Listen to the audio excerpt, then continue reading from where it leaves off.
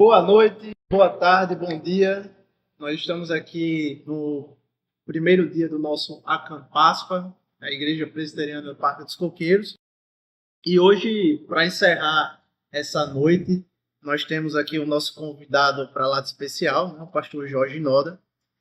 E a ideia aqui é justamente batermos um bate-papo, perguntas e respostas sobre algumas coisas a respeito do tema, outras perguntas pertinentes à fé cristã, né?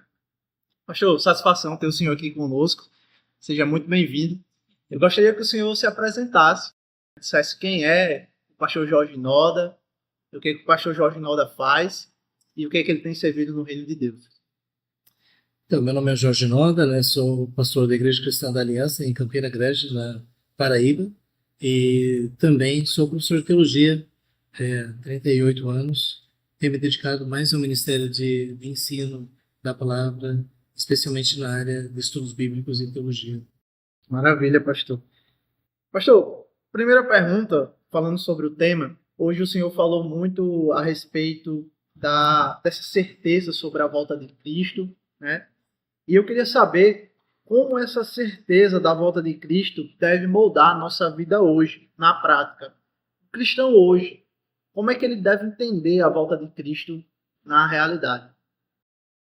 Então, esse é um assunto, né, que depois nós vamos tratar, possivelmente na nossa última meditação, né, sobre as implicações da nossa esperança, né? Mas desde já, se realmente nós cremos no retorno glorioso de Cristo, isso afeta todas as áreas da vida, a nossa vida de oração, a nossa vida na igreja, nossos relacionamentos, trabalho, lazer, porque se nós realmente cremos, é que nós vamos ser testemunhas da volta de Jesus, se nós pertencemos à geração, né, que vai ver a volta de Jesus, isso influencia tudo na vida.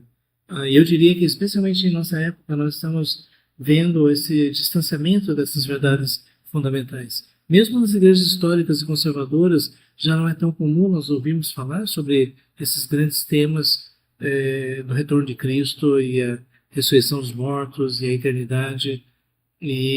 Mas o fato é que isso é um aspecto essencial e muito abrangente nas Escrituras. Você vai ver que isso faz parte da essência da revelação de Deus e que isso deve afetar a nossa vida. Eu diria que talvez os maiores desafios que nós temos hoje é o processo da secularização. Isso é quando nós dizemos que cremos, mas ao mesmo tempo prioridades, relacionamentos, decisões, todos são definidos pelas coisas do presente e não por nossa esperança, a esperança da glória. Sim, sim.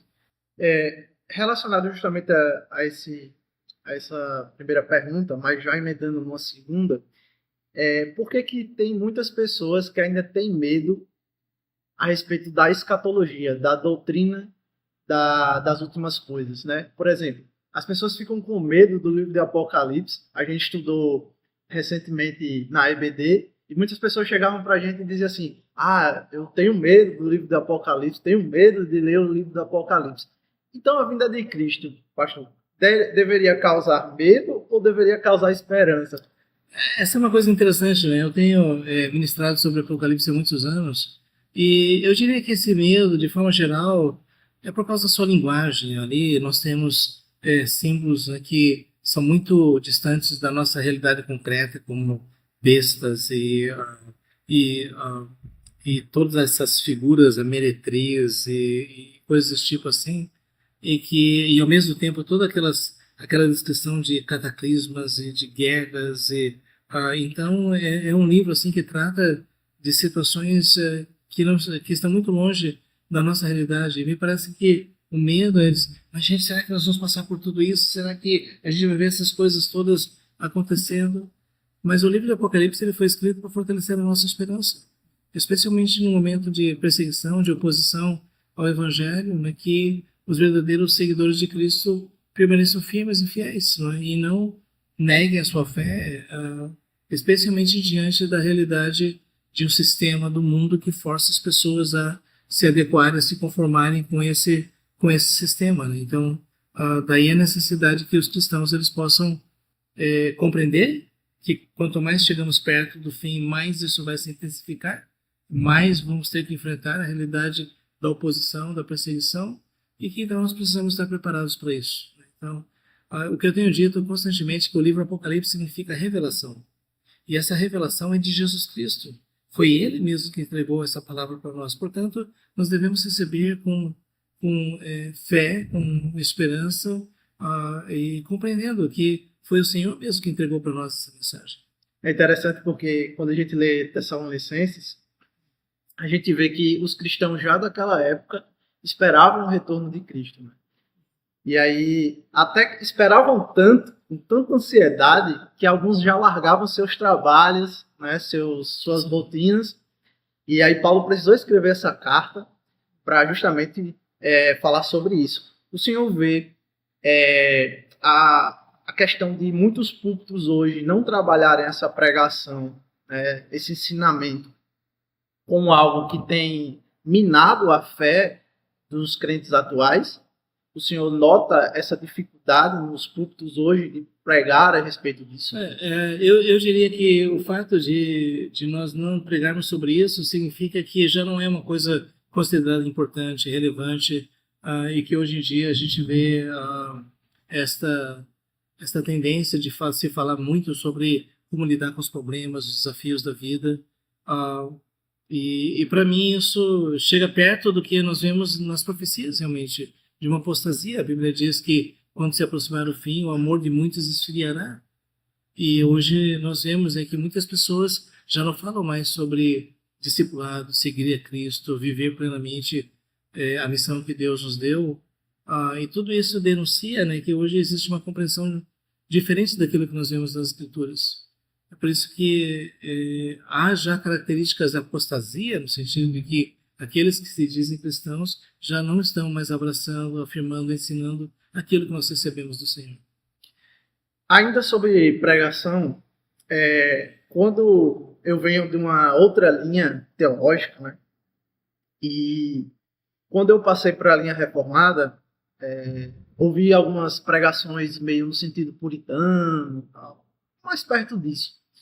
E algumas pregações elas envolviam muito a ira de Deus. Então era muita ira de Deus, ira de Deus, ira de Deus. Até Jonathan Edwards tem um livro, né? Sim. Pecadores nas mãos de um Deus irado. Mas qual é o perigo, se é que existe um perigo, de enfatizarmos tanto a ira de Deus e não ministrarmos a esperança? Então, eu diria que não nos ajuda a gente conhecer Jonathan Edwards pelo sermão que ele pregou na cidade de Enfield sobre a ira de Deus, porque aquilo ali faz parte de um ministério muito mais amplo. Jonathan Edwards desenvolveu um ministério pastoral e depois missionário que alcançou muitas vidas, foi um avivalista poderosamente usado por Deus para a conversão de milhares de pessoas.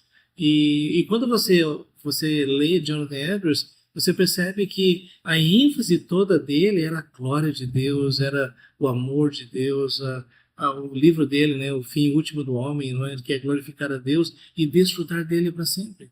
Muitas pessoas não percebem isso, né? Mas a teologia de Edwards era uma teologia da felicidade. E foi isso que influenciou John Piper para falar sobre o chamado hedonismo cristão.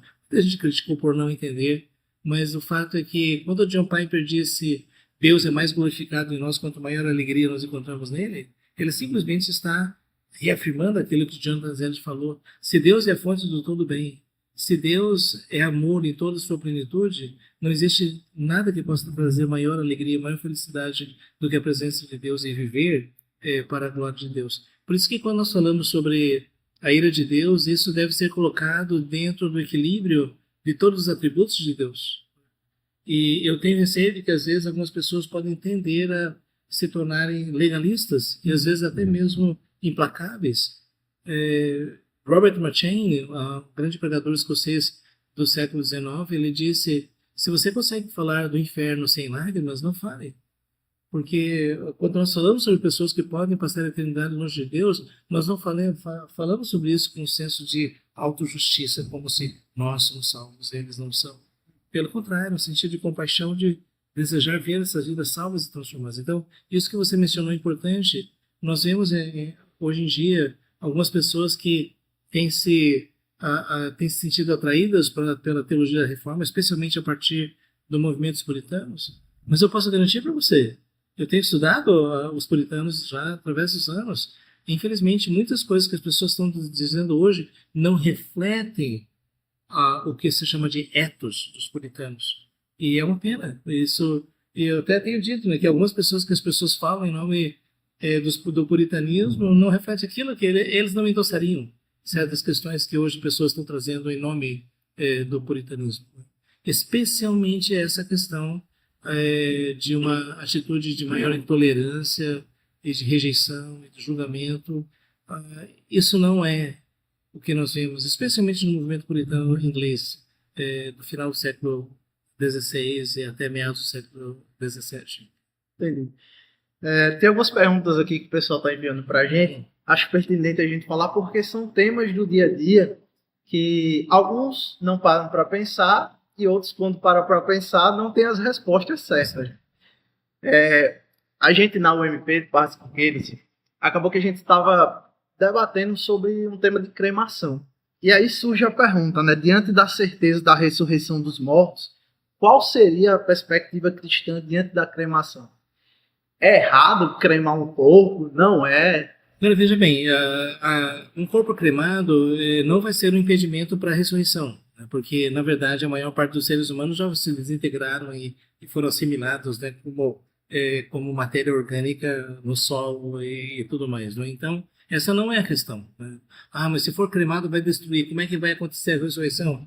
Pessoas foram fulminadas, foram queimadas, foram destruídas, foram afogadas, devoradas por feras. Isso não vai impedir o poder de Deus, porque depois de tudo a ressurreição é um ato de criação, no sentido de Deus, é lógico a partir do corpo que Ele nos deu, né, de nós recebemos corpos glorificados. Agora, quanto à questão da cremação em si, por quê? Porque uma pessoa quer fazer uma cremação? É por uma questão de economia e tudo mais, porque em perspectivas de outras culturas que praticam a cremação, isso tem muito mais a ver com a consciência de que esse corpo é um corpo passageiro e que o que sobrevive é a alma que vai reencarnar em outros corpos e coisas desse tipo assim. Então, aquele pó muitas vezes jogado nos rios para dizer o corpo foi. E já para o cristão, nós temos a ressurreição. É por isso que, tradicionalmente, cristãos têm praticado o sepultamento dos corpos, realmente, né, como uma forma simbólica de dizer nós temos a ressurreição do corpo.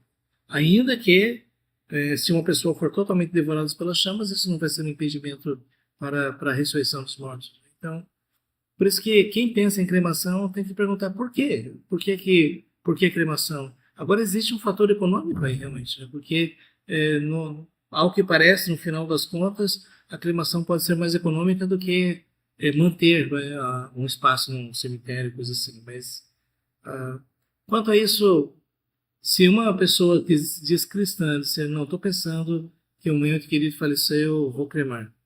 Eu não vejo nada assim que vai dizer, não, isso é pecado, não pode por alguma razão. Não vejo isso.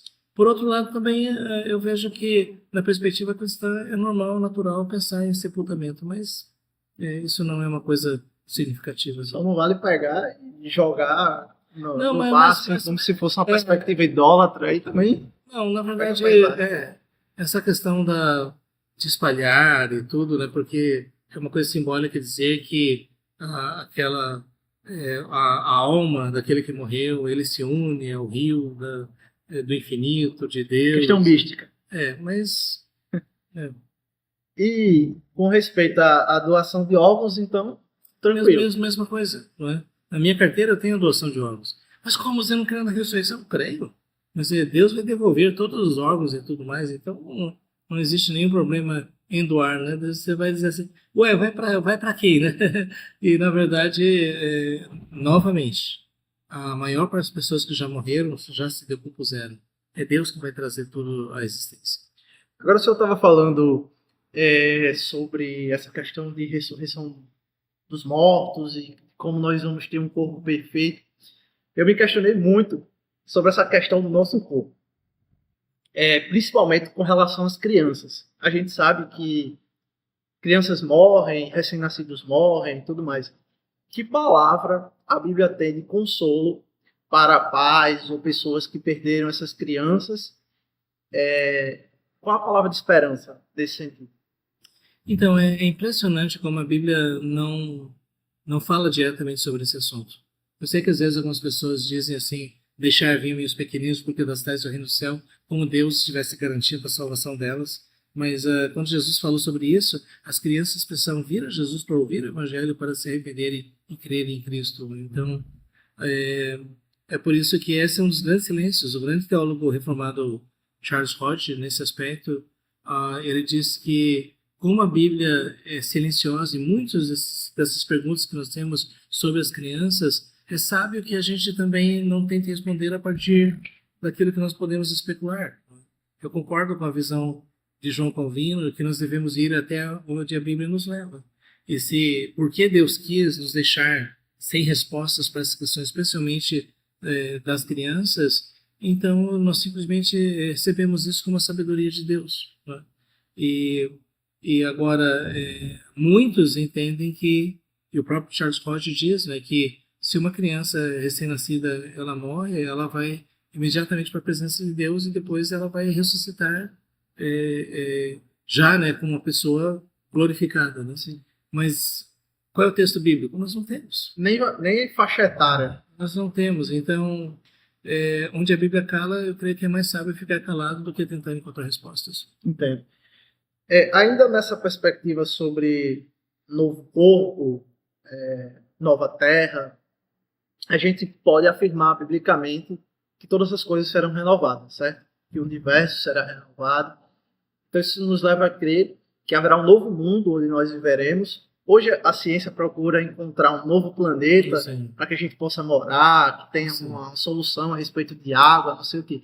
Sendo que a Bíblia já nos revela que quando Deus restaurar todas as coisas, nós vamos ter um novo canto para viver e um canto perfeito. Como o senhor interpreta essa questão do novo céu, nova terra? E aí eu já faço um gancho, uma provocação que eu vi. Tem uma linha minoritária, mas que acredita que a história ela vai ter um fim, mas é como se tivesse um reset, começasse tudo de novo. Como se tem uma linha que acredita que vai haver de novo aquelas mesmas questões de Adão, de Eva, e vai ter pecado de novo, e Deus vai restaurar todas as coisas. Sim. Isso é errado, a gente pode descartar. É errado porque é especulação. Sim. Nós não podemos chegar a essa conclusão por nada que nós encontramos nas Escrituras. E como Deus entregou uma revelação perfeita e suficiente para nós, as pessoas podem especular à vontade sobre isso, mas elas não podem declarar nada de forma categórica, muito menos em nome de Deus quanto a isso. Então, pode especular à vontade, não é? Mas, ao mesmo tempo, é pura especulação. Até mesmo sobre a natureza do novo céu e nova terra, a Bíblia descreve de forma extremamente simbólica, e é por isso que nós não temos uma descrição mais clara sobre como vai ser o planeta, se é um planeta, se vai ter plantas, se vai ter animais, Nós não temos. A única declaração que nós temos é de que Deus vai estar lá e que Ele é a fonte da nossa felicidade. E alguém pode dizer, mas não tem lá a árvore da vida e o rio da vida? Toda essa linguagem simbólica, sim, como é também uma cidade gigante, como é também o trono de ouro, o trono branco, ou coisas assim. Então, é por isso que Apocalipse traz para nós uma esperança de novos céus e nova terra, mas ao mesmo tempo não nos descreve em termos concretos como isso vai ser.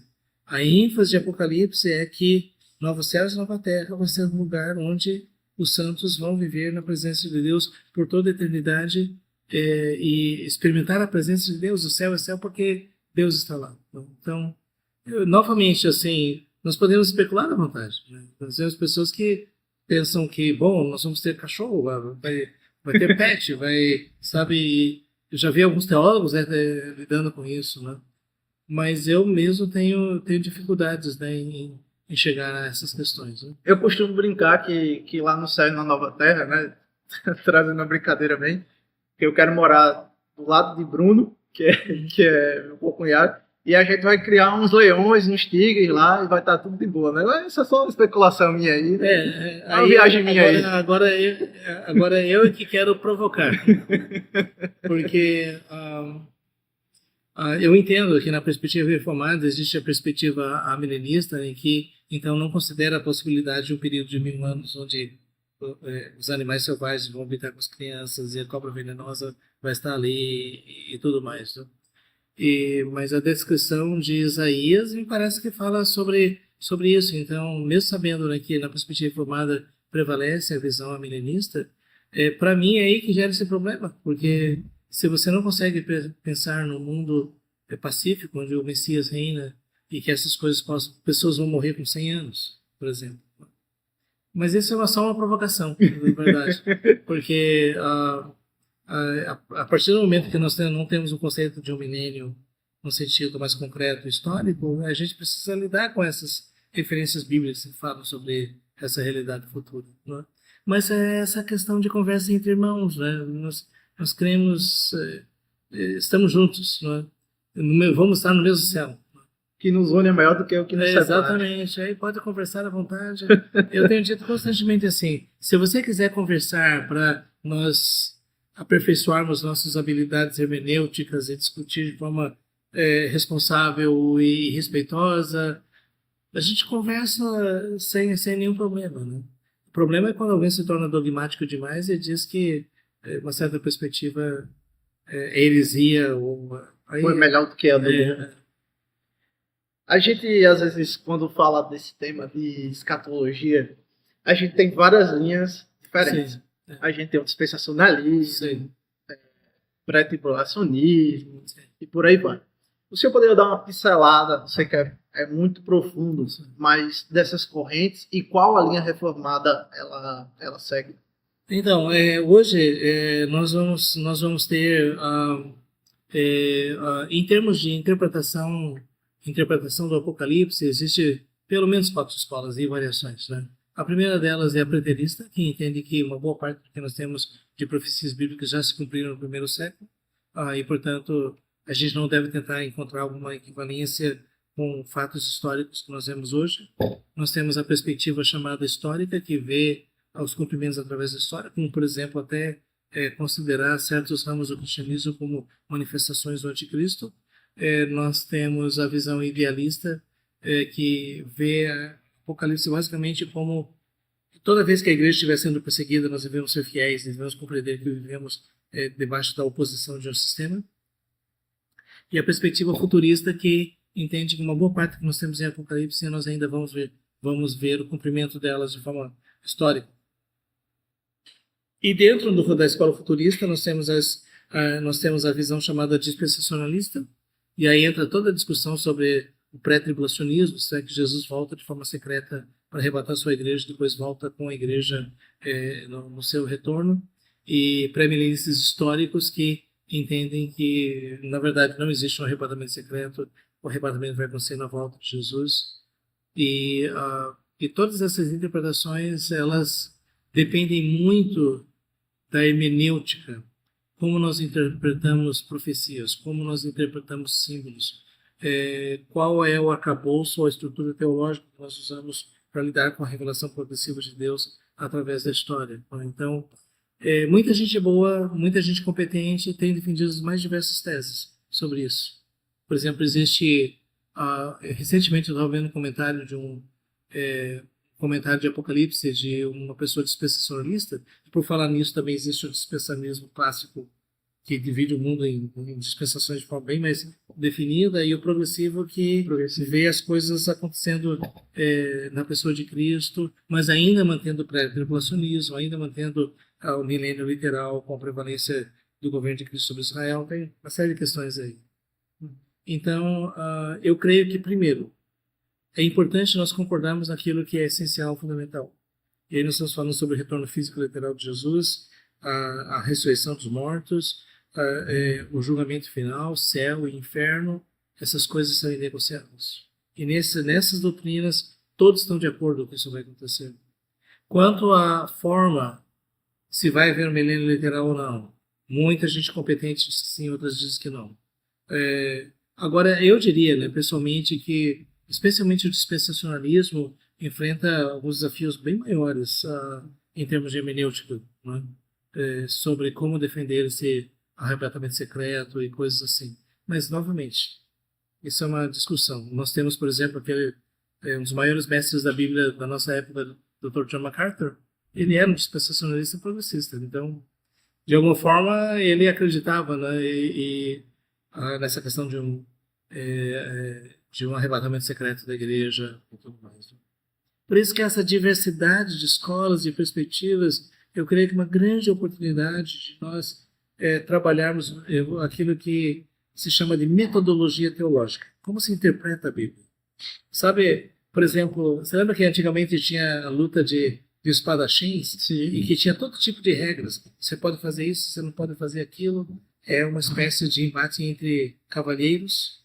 E eu diria que se nós conseguíssemos fazer isso, sabe, estabelecer as regras e dizer se nós podemos interagir dessa forma, então a gente caminha. E aí diz, ok, então vamos analisar esse texto específico, como você interpreta? Veja dessa forma, como você justifica essa interpretação a partir dos princípios da hermenêutica?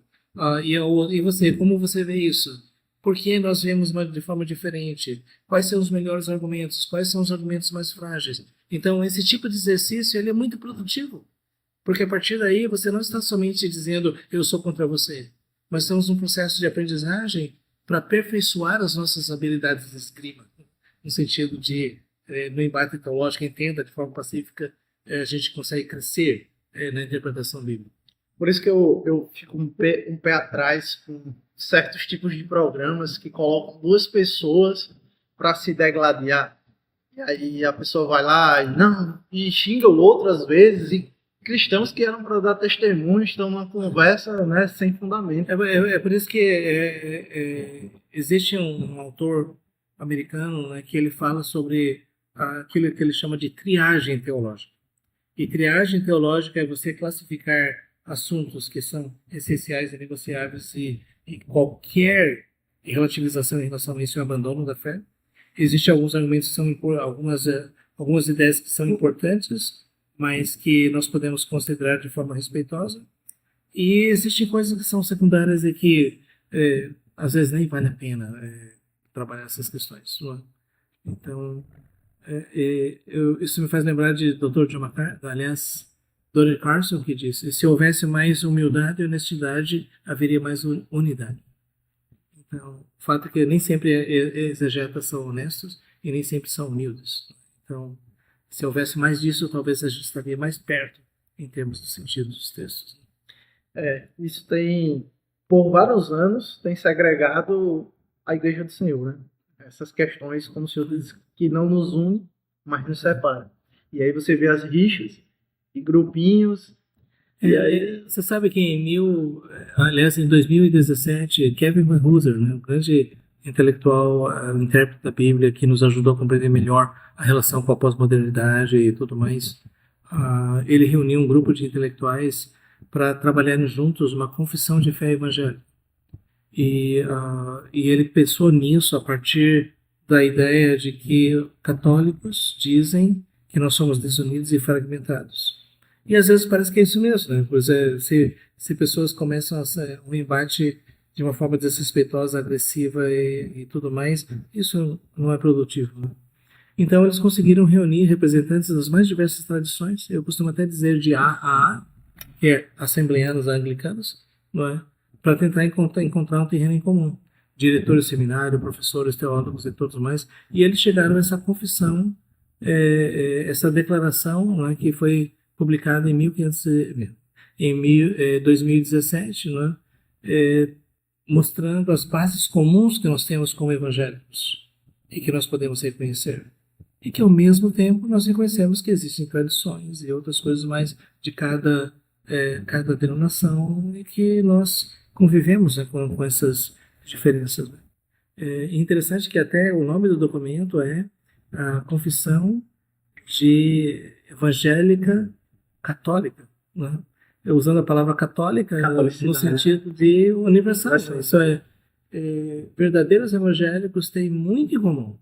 E é por isso que a gente pode dizer assim que esse muito em comum que nós temos deveria ser suficiente para nós dizermos assim, estamos juntos. E se nós temos essas diferentes sistemas de governo, certas doutrinas e tudo mais, isso não é aquilo que deve nos distanciar como irmãos em Cristo. Isso faz lembrar do grande embate entre John Wesley e George Whitefield. e depois eles chegaram, vamos concordar em discordar e vamos trabalhar juntos, pregar o evangelho de Cristo. Achei bem interessante. Essa história tem um monte de coisas. É. E os dois cresceram aí na difusão do evangelho. Exato. Almas se entregaram a Cristo porque eles se preocuparam em pregar o evangelho e não discutir coisas secundárias, né? Que eu acho que é o que vale a pena. Eles brigaram um pouquinho ainda, mas... Cena de outros capítulos. Pastor, quais atitudes mostram que uma pessoa está espiritualmente vigilante pela volta de Cristo? Quando nós decidimos fazer da esperança uma disciplina do nosso dia a dia, quando nós reconhecemos que somos peregrinos e forasteiros e que nós estamos caminhando para a cidade celestial, é a linguagem de John Bunyan, né, do peregrino, né? E quando nós temos esse tipo de percepção, isso nos faz olhar para o mundo ao redor e os desafios que nós temos na vida na perspectiva da nossa esperança. Então, nesse sentido, nós precisamos constantemente meditar na volta de Jesus, meditar na consumação da história, da ressurreição dos mortos, julgamento final, céu e inferno. Nós precisamos disso hoje. Agora é uma pena, né? Porque muitos desses assuntos hoje em dia não são estudados, não são pregados, e então isso nos distancia da essência, né, da mensagem do Evangelho. Como podemos equilibrar a experiência de viver o presente sem perder a expectativa do futuro eterno? Eu achei interessante que uma vez um estudioso disse que a eternidade é como a sombra que se projeta sobre a nossa história no presente. E nesse sentido, essa sombra, no sentido positivo, ela alcança todas as áreas da vida. Então, a melhor forma de viver o presente é na perspectiva da esperança. E por isso não é uma questão de como é que eu posso equilibrar o presente e o futuro. Porque o presente que nós vivemos na perspectiva do futuro. E dessa forma, então, nós temos a responsabilidade com o trabalho, com a família e todas as coisas, mas tudo isso vivemos na perspectiva. Então, por isso que enquanto caminhamos no presente, a sombra da eternidade está sendo projetada sobre nós em todo momento e nós precisamos ter consciência disso. E aí nós vamos viver o presente de uma forma muito intensa, mas como o próprio apóstolo Paulo disse, né? Portanto, meus amados irmãos, considerando a ressurreição de Cristo, a nossa ressurreição, sejam firmes, sejam constantes, sejam sempre abundantes na obra do Senhor, sabendo que no Senhor o seu trabalho não é vão. Agora, eu diria que aí nós temos um problema quando pessoas vivem o presente sem perceber a perspectiva do futuro, sem observar essa sombra que é projetada sobre toda a nossa vida no presente. A partir daí a pessoa vai viver somente um momento, ela vai viver como se essa realidade fosse a única que existe. Aí ela não vai estar mais vivendo para a glória de Deus. Ela vai estar parando de se preocupar e de se deter, né, nos pensamentos na materialidade, né, no que ela vê, no que ela toca, e vai estar agora pensando na eternidade, como é o que ela vai alcançar. Agora, na verdade, o que nós temos é o seguinte. Por exemplo, a ressurreição do nosso corpo. O que existe de mais concreto, mais físico do que a consciência do nosso corpo? Mas esse corpo vai ser glorificado. Então, você percebe que não é uma dicotomia. Na verdade, o corpo vai ser glorificado. Na verdade, o que nós enfrentamos, nós passamos essa vida, nós passamos a esperança de que vamos estar na presença de Deus para sempre. Por isso que esse é um ponto muito significativo, né? Quando a gente pensa assim, então vamos... O apóstolo Paulo diz, pense nas coisas do alto onde Cristo habita. Mas o que nos chama a atenção em Colossenses é que as coisas aqui de baixo era a religiosidade, o legalismo, o misticismo, uma série de coisas que estavam prejudicando, que as pessoas que estavam se deixando levar pelos rudimentos do mundo, por percepções equivocadas a respeito da verdade de Cristo, especialmente uma visão limitada da superioridade de Cristo. E aí a gente, quando está lendo o Apocalipse, a gente acaba se deparando com o derramamento das taças. Sim. Que Apocalipse fala. Então, de que forma ocorrerá o derramamento dessas taças da ira de Deus descrita em Apocalipse? Então, aí nós temos toda a questão da interpretação do livro de Apocalipse. Então, por exemplo, algumas pessoas veem os selos, as trombetas e as taças como se estivessem descrevendo a mesma realidade sobre ângulos diferentes. E essa é uma percepção da maior parte de teólogos reformados sobre isso. Então, o Apocalipse não deveria ser lido na perspectiva de uma espécie de progressão, uma sequência, mas basicamente os mesmos eventos descritos de formas diferentes, né? E já outros entendem que há uma progressão. E eu até mesmo defendo isso, que é muito mais como se fosse uma espiral, e que, por exemplo, os selos seriam essa questão mais geral, aí falaria sobre toda a história, e depois nós temos uma intensificação, o princípio das dores até a consumação, mas isso as pessoas discutem muito como o Apocalipse deveria ser interpretado. Mas o que nós vemos em Apocalipse é que Deus é o Senhor da história, e ele leva a sério o pecado humano. E ele manifesta a sua ira, a sua indignação contra o pecado humano através das manifestações da sua ira e do seu julgamento. Então, e para mim, no meu entendimento, aí é a minha percepção, né? As taças já são o final, já é o máximo, já é a intensidade plena do juízo de Deus na história. Uma coisa que eu acho interessante é que nós vemos no livro de Apocalipse tanto os julgamentos na história quanto os julgamentos escatológicos. Então, o julgamento da história significa que pessoas que estão vivendo a história estão recebendo a ira, o julgamento de Deus por causa, especialmente, da idolatria. Né? E que esses juízos, até mesmo cataclismas e pragas, guerras e tudo mais, são manifestações da ira de Deus. O apóstolo Paulo, em Romanos capítulo 1, versículo 18, diz: a ira de Deus se revela do céu contra toda impiedade e perversão dos homens que detêm a verdade pela injustiça. Porque o que de Deus se pode conhecer é manifesto em Deus, porque Deus lhes manifestou. Então, Deus está exercendo esse julgamento, a sua ira na história. E Ele está fazendo isso de forma cada vez mais intensa. E no final, nós vemos em Apocalipse a derrota do reino da besta do falso profeta. E aí, finalmente, a manifestação final da ira de Deus. Né? E Apocalipse mostra que nós devemos olhar para isso compreendendo que o nosso Deus é o Deus fiel, é o Deus da justiça. Ele disse que iria fazer isso, porque o pecado é algo sério aos seus olhos. Né? E isso, em Apocalipse existe uma nota de louvor e de adoração, porque justos e verdadeiros são os teus caminhos, ó Rei das Nações. Essa é a linguagem. E porque cristãos se afligem quando vem a impunidade, e os homens praticando todo tipo de pecado e não conseguem detectar a manifestação da ira de Deus na história. Então, Apocalipse nos ajuda a perceber, né, como Deus faz isso e como isso aponta para o julgamento final e o estado eterno e o inferno. Por isso que Deus, ele requer que nós sejamos santos, né? Irrepreensíveis, justamente porque ele é santo. A palavra dele diz isso. E todo aquele que não se santificar nele é impuro. E sendo impuro, levará punição, como ele prescreveu, que aí vem a questão do inferno, que é um lugar terrível, né?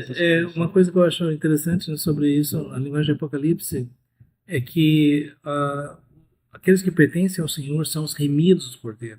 São aqueles que estão no livro da vida do Cordeiro. Então a ênfase é que o que nos distingue não é, em primeiro lugar, a nossa santidade e obediência, mas o fato de sermos redimidos. Mas os que são redimidos demonstram isso por sua obediência até o fim. Como nós vemos, eles, pois, o venceram por causa do sangue do Cordeiro, da palavra do testemunho que deram, e mesmo em face à morte, não amaram suas próprias vidas. Então, por isso que, nesse sentido, o Apocalipse fala: aquele que é santo, santifique-se mais, e aquele que é imundo, suje-se mais, no sentido de quem realmente pertence ao Senhor vai se dedicar ainda mais. E aí nós temos uma questão muito prática. Isso é, quem tem essa esperança, como disse João, quem tem essa esperança, santifica-se. Não é porque nós cremos que a salvação é pelas obras, mas é porque nós cremos que a santificação é evidência da graça de Deus em nós. Então, é por isso que se hoje nós vemos tanto relativismo na igreja, isso tem a ver com o fato de que muitas pessoas não têm mais esperança. E se não tem mais esperança, é porque não conhece o Deus da esperança. Sim. E aí eu diria que nós temos um desafio maior ainda, que é a reevangelização dessa geração, né, com a mensagem do Evangelho mesmo. Entendi. Pastor, falando sobre o homem iníquo que Paulo fala em Tessalonicenses, e a gente pode interpretar como o anticristo. O anticristo, afinal, a gente pode entender ele como um sistema, como uma pessoa. O que a Bíblia tem a nos dizer a respeito veja bem, disso? Sobre isso, inclusive, né, eu estive estudando bastante, né, sobre isso. Né? Para mim, primeiro, o nome anticristo, ele é mencionado pelo apóstolo João na sua primeira carta, né, quando ele diz que muitos anticristos existem no nosso mundo, mas que apontam para o anticristo. Sim. Então, e é por isso que o que nós podemos dizer é que durante a história nós vemos cumprimentos parciais daquilo que primeiro nós encontramos em Daniel, o homem da iniquidade e tudo mais. Então, o abominável da desolação. E que muitos concordam que a profecia de Daniel se cumpriu parcialmente quando Etíope Epifânio profanou o templo de Jerusalém. Mas que isso não se cumpriu plenamente. Muitas pessoas concordam que quando Roma cercou Jerusalém e destruiu Jerusalém e profanaram o templo, destruíram o templo, isso foi outra manifestação. E aqui está uma coisa interessante, quando se diz, é uma pessoa ou é um sistema? Como era Roma? Roma era um sistema governado por uma pessoa. Sim. Então não é uma coisa ou outra. Existe uma pessoa que comanda, mas comanda um sistema, né, que pressiona todas as pessoas à conformidade. Né? E eu pessoalmente creio que Roma não conseguiu ainda cumprir plenamente aquilo que Jesus falou a respeito do homem da iniquidade, e que ainda nós vamos ver essa manifestação final. No meu entendimento, todos os anticristos que vieram, eles estão apontando para um final. É esse que vai ser derrotado quando Jesus voltar. Há pessoas que interpretam de uma forma não literal e dizem, não, onde existe um sistema anticristão, é isso ou é o anticristo? Né? Mas, e quanto a isso, existem muitos reformados que realmente acreditam também no anticristo pessoal e no governo mundial no final da história. Eu tenho uma pergunta aqui bem contextualizada, né, pastor? No fim do século XX, houve uma grande repercussão acerca da volta de Cristo e muitos acreditavam que o grande dia seria o início dos anos 2000. Eu assisti até os filmes, né, que mostravam o fim do mundo e tal, era muito comum. É possível que a frustração pelo não cumprimento dessa expectativa tenha contribuído para a falta de esperança no tempo presente?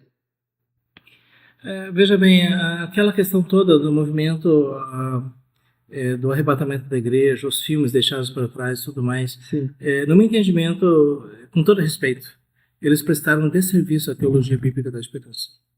Porque ao invés de focalizar naquilo que nós vemos em termos de ênfases, em Mateus 24, 1ª e 2ª Tessalonicenses, Apocalipse, né, e o restante do Novo Testamento, eles começaram a chamar a atenção o que vai ser a China e o mercado comum europeu e a União Soviética e coisas desse tipo assim. No meu entendimento, eles tiraram de foco aquilo que realmente era importante.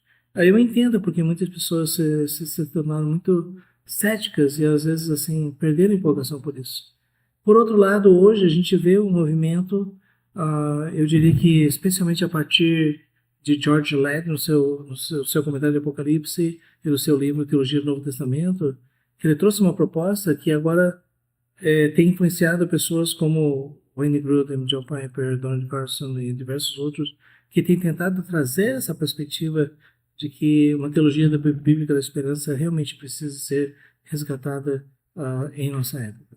Então, nós lá do Encontro para a Consciência Cristã agora estamos nos preparando para um evento, se Deus quiser, no ano que vem, sobre céu e inferno. Sim. Extremamente importante e necessário no céu. Aí já pegando esse gancho aí, o Consciência Cristã tem nos ajudado muito. A gente vê que o começo foi em Campina Grande, mas já está espalhado pelo Brasil todo. E pela internet eu já vi que já está espalhado pelo mundo todo, né? Quando a gente trata, e a pesquisa do senhor eu estava lendo, né, a pesquisa do doutorado, né, Sim. é justamente sobre essa questão de ensino bíblico, voltado para ensino bíblico. Aprendizagem, verdade. Muito obrigado. Aí eu queria justamente saber isso. Como as nossas igrejas podem se adaptar a essa nova realidade, ensinando essa doutrina da escatologia de uma maneira compreensível, de uma maneira didática, compreensível, que a igreja possa assimilar e possa praticar no dia a dia. E isso já é uma perspectiva para pastores e líderes que estejam até nos assistindo. Eu creio que, em primeiro lugar, é importante reafirmar a autoridade da Bíblia e, ao mesmo tempo, lembrar que Deus se revelou de forma objetiva através de verdades concretas, objetivas. Por que eu estou dizendo isso? Porque hoje em dia nós vemos muitas pessoas que leem a Bíblia de uma forma muito existencial. Isso é o que Deus tem para mim, o que Ele está me falando nesse momento. mas na verdade a revelação de Deus é uma revelação do propósito de Deus, daquilo que Deus exige de nós, e nesse aspecto, falando, né, sobre essa questão da aprendizagem, nós vemos que hoje em dia muitas pessoas leem a Bíblia para ver, eu vou procurar alguma coisa que fale a minha situação nesse momento. Mas o que Deus quer de nós é que nós estudemos a sua palavra de Gênesis, Apocalipse, nas suas ênfases, nas suas verdades, e trazer para nós. E aí, falando sobre esse momento agora, eu diria que é uma grande oportunidade. Porque a ideia da aprendizagem não é somente a aquisição de algumas informações. A aprendizagem na Bíblia é transformação realmente. Romanos capítulo 12, versículo 2: transformai-vos pela renovação da vossa mente para que experimenteis qual seja boa, agradável, perfeita vontade de Deus. Né? Então, e agora com todos os avanços tecnológicos é uma oportunidade imensa. Se o apóstolo vivesse hoje, ele iria usar todos esses meios? Ele iria usar todos eles. Mas ele iria usar com discernimento. Né? Então, você vê, o apóstolo Paulo escreveu cartas, inclusive no meu trabalho de pesquisa, uma das coisas que eu trabalho é exatamente isso. Como é que a metodologia do apóstolo Paulo nas cartas pode nos ajudar a compreender o uso da tecnologia? Ele usou a tecnologia das cartas naquela época. Ele sabia que havia dimensões da experiência cristã que jamais poderiam ser atingidas sem a comunhão, sem a presença. Mas, ao mesmo tempo, ele usou cartas dizendo aquelas pessoas que elas deveriam receber o ensino da palavra de Deus. Então, hoje, nós temos algo muito significativo, né? Mas eu diria que a base é a palavra de Deus. Então, hoje em dia, com toda essa questão de inteligência artificial, você tem acesso a tantas informações, tantas pessoas dizendo tantas coisas. A questão fundamental é que Deus é onisciente e todo sábio, e Ele revelou a sua palavra. Então, nesse aspecto, o mais importante é nós resgatarmos a autoridade da palavra de Deus. E a partir daí lidarmos com os desafios que nós temos, né? Especialmente para a geração jovem, geração do TikTok, geração do Instagram, geração do menos Twitter, Facebook. Facebook diz que é coisa de velho. Então, nesse contexto, eu creio que nós temos um desafio muito grande de, primeiro, reafirmar a autoridade da palavra e, ao mesmo tempo, como essa palavra pode chegar à vida das pessoas através daquilo que Deus deu. Por exemplo, antigamente a gente distribuía folheto, papel, entregava para as pessoas. Hoje em dia você pode distribuir folhetos digitais que vão custar um número imenso de pessoas. Inclusive você pode separar uma região da cidade e começar uma campanha digital específica naquela cidade, naquele lugar. Ou você pode classificar por faixas etárias, ou você pode detectar um país e dizer o que agora vai chegar nesse país.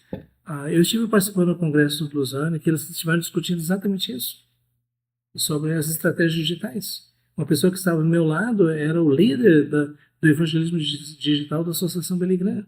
Existem muitas coisas aí. Nós ainda estamos engateando em relação a isso. Então, creio que nós devemos aproveitar as oportunidades que Deus nos deu.